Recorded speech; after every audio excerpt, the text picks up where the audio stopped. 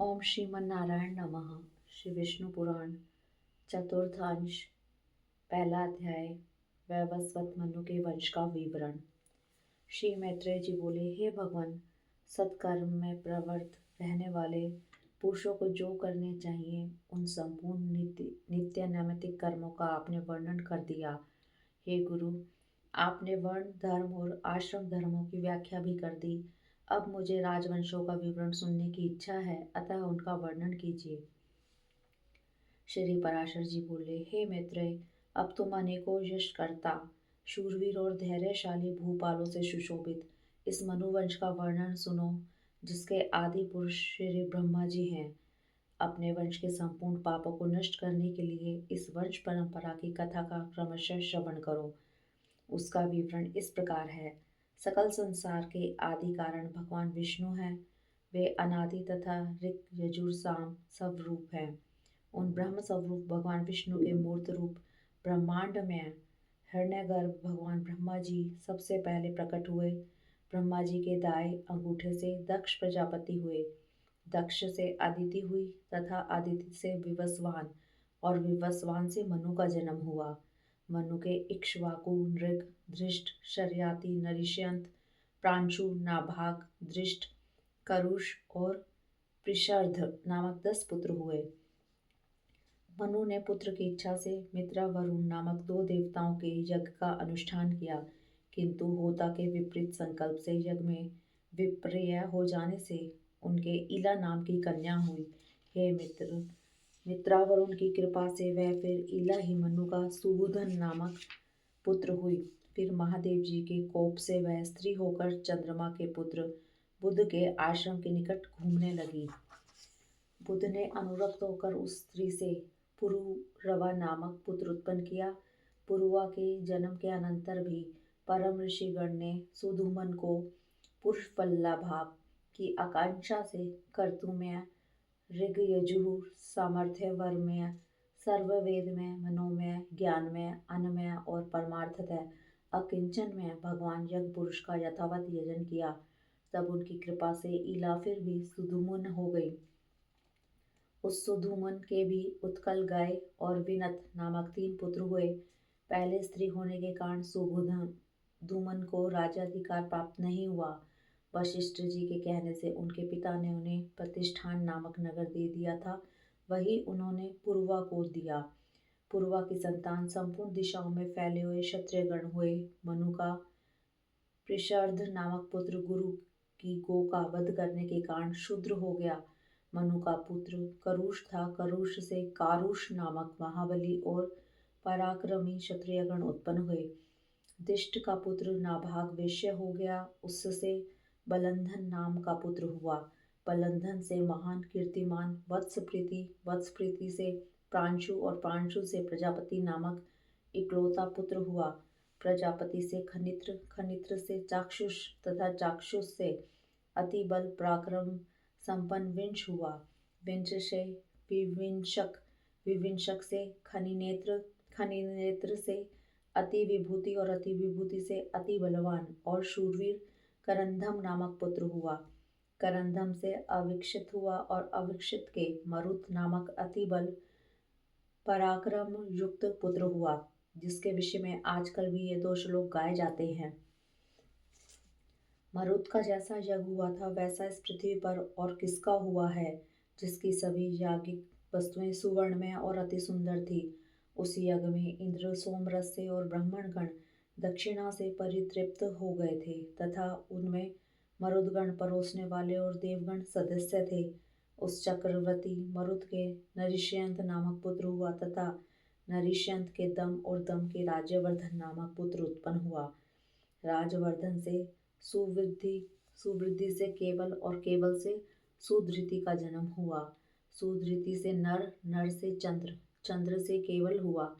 केवल से बंधुमान, बंधुमान से वेगवान, वेगवान से बुध, बुध से तृणबिंदु तथा तृणबिंदु से पहले तो इलविला नाम की एक कन्या हुई थी, किंतु पीछे अलम्बुषा नाम की एक सुंदरी अप्सरा उस पर अनुरक्त हो गई।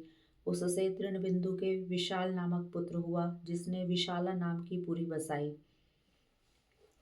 विशाल का पुत्र हेमचंद्र हुआ, हेमचंद्र का चंद्र, चंद्र का ध्रुमाक्ष, ध्रुमाक्ष का सृंजय, सृंजय का सहदेव और सहदेव का पुत्र कृशाश्व हुआ।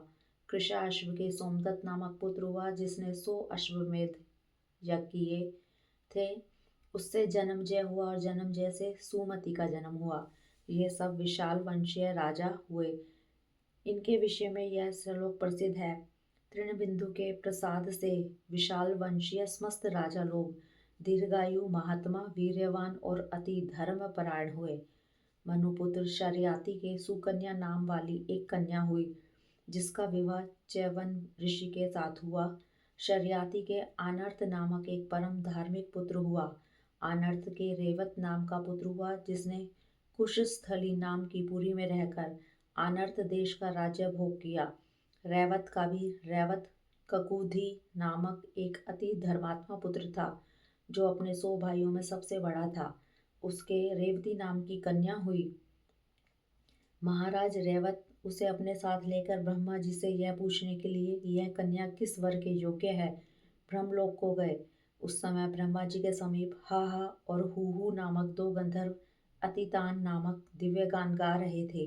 वहाँ गान संबंधी चित्रा, दक्षिणा और धात्री नामक त्रिमार्ग के परिवर्तन के साथ उनका विलक्षण गान सुनते हुए अनेकों युगों के परिवर्तन काल तक ठहरने पर भी रैवत जी को केवल एक मुहूर्त ही बीता सा मालूम हुआ। गान समाप्त हो जाने पर रैवत ने भगवान कमल योनि को प्रणाम कर उनसे अपनी कन्या के योग्य वर पूछा। भगवान ब्रह्मा ने कहा, तुम्हें जो वर अभिमत हो उन्हें बताओ। तब उन्होंने भगवान ब्रह्मा जी को पुनः प्रणाम कर अपने समस्त अभिमत वरों का वर्णन किया और पूछा कि इनमें से आपको कौन वर पसंद है जिसे मैं यह कन्या दूं। इस पर भगवान कमल योनि को सिर झुकाकर मुस्कुराते हुए बोले, तुमको जो जो वर अभिमत है उनमें से तो अब पृथ्वी पर किसी के पुत्र पौत्र आदि की संतान भी नहीं है, क्योंकि यहाँ गंधर्वों का गान सुनते हुए तुम्हें कई चतुर्युग बीत चुके हैं। इस समय पृथ्वी तल पर 28वें मनु का चतुर्युग प्राय समाप्त हो चुका है तथा कलयुग का प्रारंभ होने वाला है। अब तुम अकेले ही रह गए हो, अतः यह कन्या रत्न किसी और योग्य वर को दो। इतने समय में तुम्हारे पुत्र, मित्र, कलत्र, मंत्री वर्ग, भृत्यगण, बंधुगण, सेना और कोष आदि का भी सर्वदा अभाव हो चुका है। तब तक तो राजा रैवत ने अत्यंत भयभीत हो भगवान ब्रह्मा जी को पुनः प्रणाम कर पूछा, भगवान ऐसी बात है तो अब मैं इसे किसको दूं? तब सर्वलोक गुरु भगवान कमल योनि कुछ सिर झुकाए हाथ जोड़कर बोले। श्री ब्रह्मा जी ने कहा, जिस अजन्मा सर्व में विधाता परमेश्वर का आदि मध्य अंत स्वरूप स्वभाव और सार हम नहीं जान पाते, कलह मूर्त आदि में काल भी जिसकी विभूति के परिणाम का कारण नहीं हो सकता, जिसका जन्म और मरण नहीं होता, जो सनातन और सर्वदा एक रूप हैं तथा जो नाम और रूप से रहित हैं, जिस अच्युत की कृपा से मैं प्रजा का उत्पत्ति करता हूँ, जिसके क्रोध से उत्पन्न हुआ रुद्र सृष्टि का अंत करता तथा जिस परमात्मा से मध्य में जगत स्थितिकारी विष्णु रूप पुरुष का प्रादुर्भाव हुआ है, जो अजन्मा मेरा रूप धारण कर संसार की रचना करता है, स्थिति के समय जो पुरुष रूप है तथा जो रौद्र रूप से संपूर्ण विश्व का ग्रास कर रहा है एवं अनंत रूप से संपूर्ण जगत को धारण करता है, जो अव्यय आत्मा पाक के लिए अग्नि रूप हो जाता है, पृथ्वी रूप से संपूर्ण लोकों को धारण करता है, इंद्र आदि रूप से विश्व का पालन करता है और सूर्य तथा चंद्र रूप होकर संपूर्ण अंधकार का नाश करता है, जो श्वास प्रवास रूप से जीवों में चेष्टा करता है, जल और अन्न रूप से लोक की तृप्ति करता है तथा विश्व की स्थिति में संलग्न रहकर जो आकाश रूप से सबको अवकाश देता है, जो सृष्टिकर्ता होकर भी विश्व रूप से आप ही अपनी रचना करता है, जगत का पालन करने वाला होकर भी आप ही पालित होता है तथा संहार हारी होकर भी स्वयं ही संहत होता है, और जो इन तीनों से पृथक इनका अविनाशी आत्मा है, जिसमें यह जगत स्थित है, जो आदि पुरुष जगत स्वरूप है और इस जगत के ही आश्रित तथा स्वयंभू है।